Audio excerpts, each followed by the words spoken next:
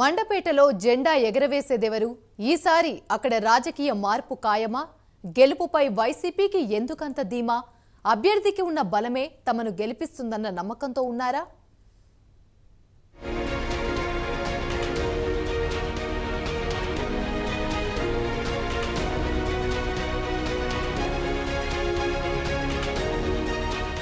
తోట త్రిమూర్తులు ఈ పేరు తెలుగు రాజకీయాల్లో ఓ సంచలనం. 1994లో పోటీ చేస్తున్న మొదటిసారే ఇండిపెండెంట్గా పోటీ చేసి ఘన విజయం సాధించి రాష్ట్రంలో రికార్డులకెక్కిన చరిత్ర త్రిమూర్తులు సొంతం. పిలిస్తే పలికే నేతగా, ప్రజల మనిషిగా, అందరివాడిగా జనం గుండెలో నిలిచిపోయారాయన. కోస్తా బెల్టులో, ముఖ్యంగా ఉమ్మడి గోదావరి జిల్లాలో ప్రజలందరికీ ఇంట్లో మనిషిగా ఆదరణ సంపాదించుకున్నారు. ప్రస్తుతం ఎన్నికల్లో మండపేట వైసీపీ అభ్యర్థిగా పోటీ చేస్తున్న తోట త్రిమూర్తులు ప్రచార బరిలో దూసుకుపోతున్నారు. గెలుపు తమదే అన్న ధీమాతో ఉన్న త్రిమూర్తులు వర్గం మండపేటలో వైసీపీ జెండా ఎగురవేస్తామని గట్టిగా చెబుతోంది.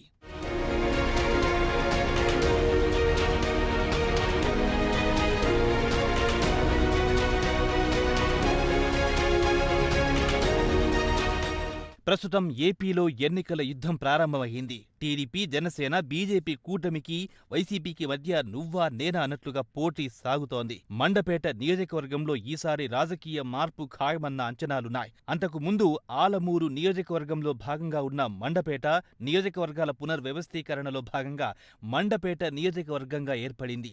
రాయవరం, మండపేట, కపిలేశ్వరపురం మండలాలు ఈ నియోజకవర్గంలో ఉన్నాయి. ప్రస్తుతం మండపేటలో తోట త్రిమూర్తులు హవా కొనసాగుతుందని రాజకీయ పరిశీలకులు చెబుతున్నారు. త్రిమూర్తులు ప్రచారానికి జనంలో వెళ్తే ప్రజలు ఆయనకు బ్రహ్మరథం పడుతున్నారు.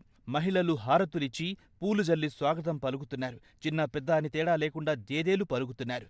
ఇక్కడ తోటకు వస్తున్న రెస్పాన్స్ చూస్తే మండపేటలో ఈసారి రాజకీయ సమీకరణాలు మారడం ఖాయమని రాజకీయ పరిశీలకులు చెబుతున్నారు.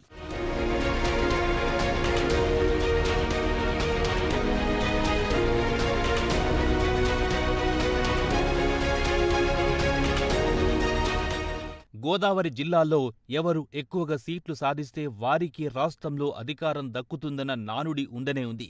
ఈసారి టీడీపీ, జనసేన, బీజేపీలు పొత్తుతో గోదావరి జిల్లాల్లో మెజార్టీ సీట్లపైనే గురిపెట్టాయి.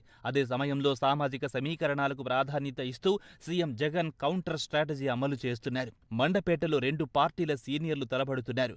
అక్కడి ఎన్నికల రాజకీయం ఉత్కంఠ పెంచుతోంది. నియోజకవర్గం ఏర్పడిన నాటి నుంచి టీడీపీ మండపేటలో వరుసగా గెలుస్తూ వస్తోంది. ఈసారి బ్రేకులు వేయడానికి అక్కడ తోట త్రిమూర్తులను బరిలో దించారు జగన్. తోట త్రిమూర్తులకు అన్ని సామాజిక వర్గాలతో పాటే ముఖ్యంగా కాపు వర్గంలో బలమైన నేతగా గుర్తింపుంది. ఒక్క గోదావరి జిల్లాలోనే కాదు, రాష్ట్ర వ్యాప్తంగా తోట త్రిమూర్తులకు కాపు వర్గంలో మంచి ఫాలోయింగ్ ఉంది. మాస్ లీడర్గా గుర్తింపుండడం, నమ్మిన వారి కోసం ఎంత దూరమైనా వెళ్లే తెగింపు, సేవాగుణం త్రిమూర్తులను ప్రజలకు చేరువ చేశాయి.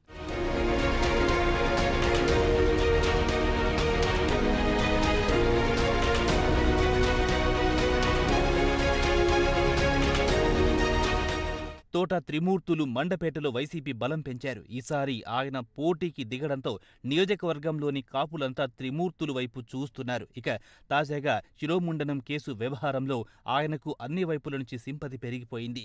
తనకు సంబంధం లేని కేసులో కుట్రపూరితంగా ఇరికించారని చూస్తున్నారని అంటున్న త్రిమూర్తులకు బెయిల్ రావడంతోనే ప్రజల్లోనూ ఆలోచన మొదలైందని తెలుస్తోంది.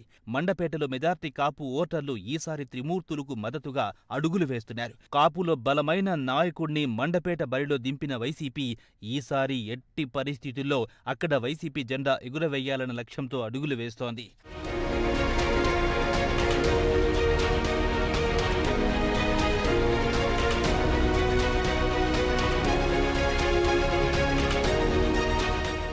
గోదావరి జిల్లాల్లో పెద్ద మనిషిగా పేరున్న తోట త్రిమూర్తులు కాపు సామాజిక వర్గానికి గుర్తింపు తెచ్చారని చెప్పొచ్చు.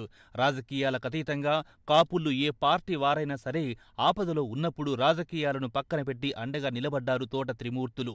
పార్టీ ఏదైనా సరే అందరివాడిగా గుర్తింపు తెచ్చుకున్నారు. అయితే మండపేట నియోజకవర్గంగా ఏర్పడిన నాటి నుంచి మండపేటలో గెలుపును దక్కించుకోలేకపోయింది వైసీపీ. ఈసారి మాత్రం బలమైన తోట త్రిమూర్తులను బరిలో దింపి గెలుపుపై ధీమాగా ఉంది.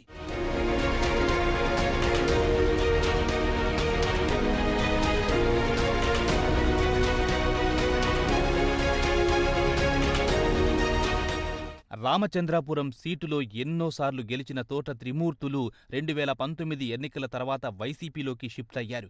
ఆయనకు ఎమ్మెల్సీ పదవిని ఇచ్చారు జగన్. దాంతోపాటు మండపేట ఇన్ఛార్జిగా నియమించినప్పటి నుంచే అక్కడి రాజకీయం మారిపోయింది. తోటను అక్కడ ఇన్ఛార్జిగా ప్రకటించిన నాటి నుంచి టీడీపీ జాగ్రత్త పడుతూ వస్తోంది. ఎందుకంటే గతంలో వైసీపీ నుంచి పోటీ చేసిన వారిలా కాదు. తోట త్రిమూర్తులు చాలా గట్టి అభ్యర్థి. ఆయనకు మండపేటలో సొంతంగా బలం ఉంది. వైసీపీ ఓటు బ్యాంక్ కలవడంతో గెలుపు లాంఛనమే అన్నది రాజకీయ పరిశీలకుల అంచనా. మొత్తానికి చూస్తే మండపేటలో మంటలు పుట్టించేందుకు వైసీపీ సర్వం సిద్ధం చేసి పెట్టుకుంది. తోట త్రిమూర్తుల రూపంలో బలమైన క్యాండిడేట్తో తమ గెలుపు ఖాయమని ధీమాతో ఉన్నారు. మరి మండపేటలో ఈసారి గెలుపు జెండా ఎగరవేసేదెవరో అన్నది తెలియాలంటే ఎన్నికల ఫలితాల వరకు వేచి చూడాల్సిందే.